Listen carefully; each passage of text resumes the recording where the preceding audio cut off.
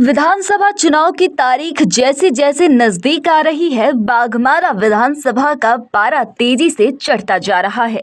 इस बीच आरोप प्रत्यारोप का दौर भी शुरू हो गया है।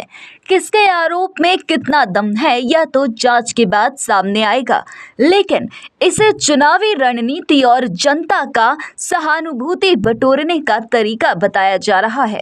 यूं तो धनबाद जिला के बाघमारा विधानसभा में खूनी संघर्ष का इतिहास पुराना रहा है। विधानसभा के तारीख का ऐलान होने से पूर्व जनशक्ति दल के सुप्रीमो सूरज महतो ने आरोप लगाया कि उस पर जानलेवा हमला करने की साजिश की गई है। उसने जदयू के प्रदेश महासचिव दीप नारायण सिंह और उनके लोगों पर आरोप लगाया है। सूरज महतो ने अपने ऑफिस में प्रेस वार्ता बुलाकर यह आरोप लगाकर विरोधी खेमे में हलचल मचा दी है। उद्देश्य है कि कल शाम को करीबन 6 से 6:30 बजे के आसपास अंधेरा होने से जस्ट पहले हम लोग अपना कार्यक्रम करके लौट रहे थे, हम लोग अपने कार्यालय की ओर।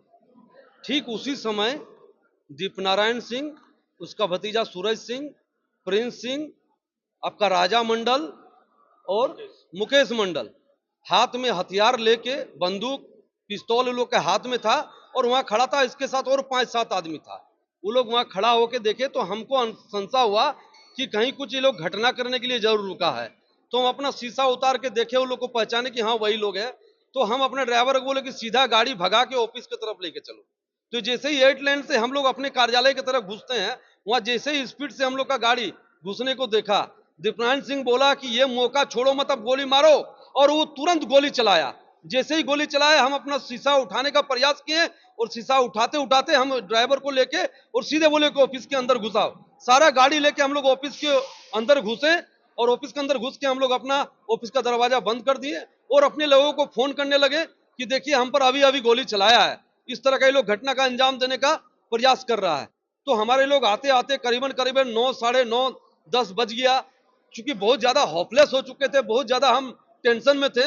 तो उसके बाद पता चला कि वहां पर जैसे ही हम लोग घुसते हैं, सामने हम लोग का बोर्ड लगा हुआ, मेरा बोर्ड का सारा मेरा बैनर पोस्टर भी फाड़ा। और उसके बाद हम लोग का आदमी बोला कि नहीं अभी ये लोग चला गया है, अब आप घर जा सकते। फिर लोग आया, बात विचार किया। अब रात में हम लोग को कहीं जाने का हिम्मत नहीं हुआ।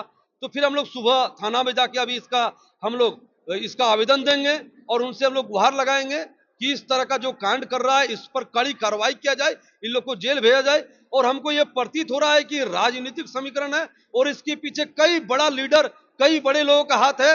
ये गुंडाई और मर्डर करने के लिए उतर चुका है। हो सकता है कि कुछ ही दिन के अंदर में इन लोग के माध्यम से मेरा हत्या भी किया जाए। क्या कुछ मामला लेकर इतनी बड़ी घटना है? ये तो हमको बिल्कुल पता नहीं। हमको तो सिर्फ यही लग रहा है कि राजनीतिक षड्यंत्र है।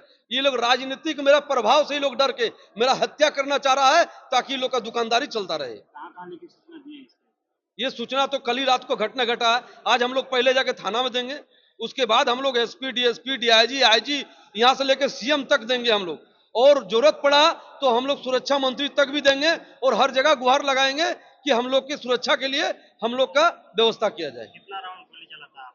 हम तो एक ही राउंड गोली जो मेरे ऊपर चला उस समय हम देखे कि एक गोली चलाया, उसके बाद तो हम शीशा उठा के और वहां से हम तुरंत भाग खड़ा हुए।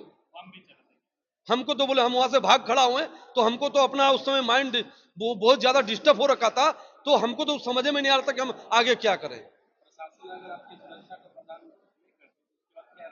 हम रणनीति मेरा साफ है। जिस तरह जनता के बीच में हम जा रहे हैं, हमेशा हम जाते रहेंगे, अपना काम करते रहेंगे। जिस प्रकार से पहले भी कई नेता का बाघमारा में हत्या कर दिया गया है, उस प्रकार से अगर मेरा भी हत्या कर देने से इन लोगों का दुकानदारी चलता रहेगा तो चलाते रहे, लेकिन हम जनता को जगाने से नहीं रुकेंगे और हम अपना काम में निरंतर लगे रहेंगे।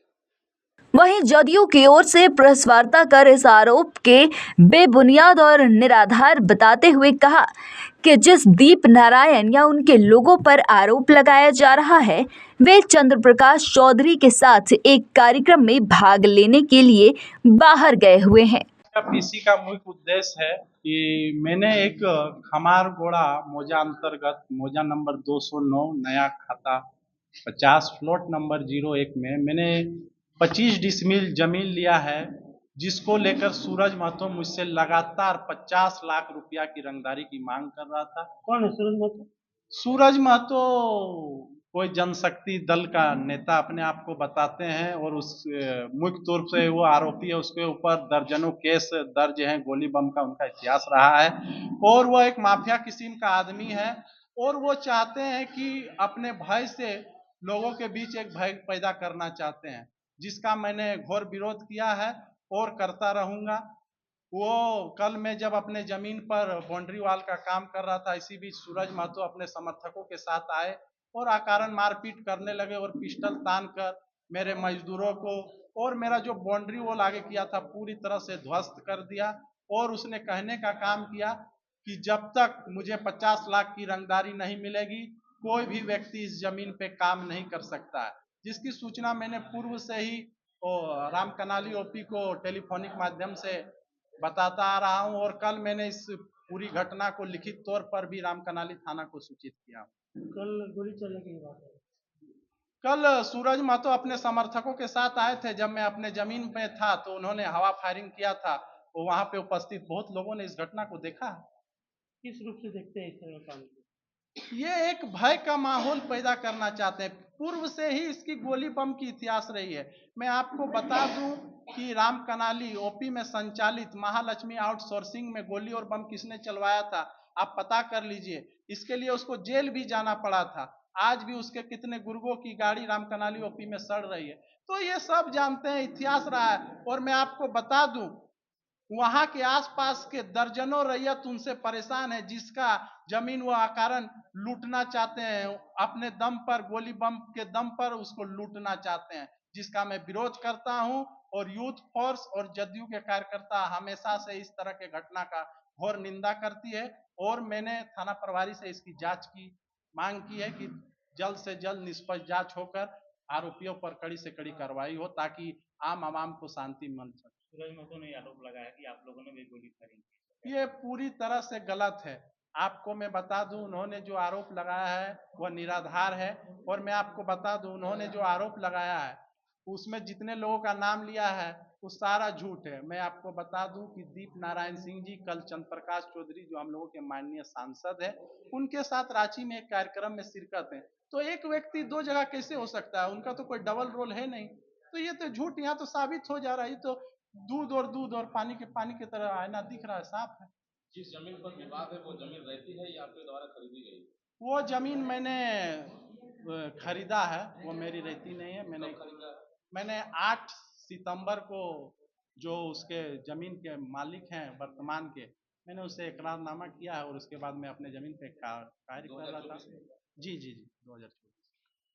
जो शिकायत थाना में दिए हैं तो शिकायत में जमीन संबंधित कागजात में दिए हैं या केवल आवेदन? नहीं, मैंने आवेदन दिया है और थाना प्रभारी को मैंने पूरा जमीन का ब्यौरा दिया है और मैंने ये भी कहा है कि आप जांच करा लीजिए क्या सत्यता है।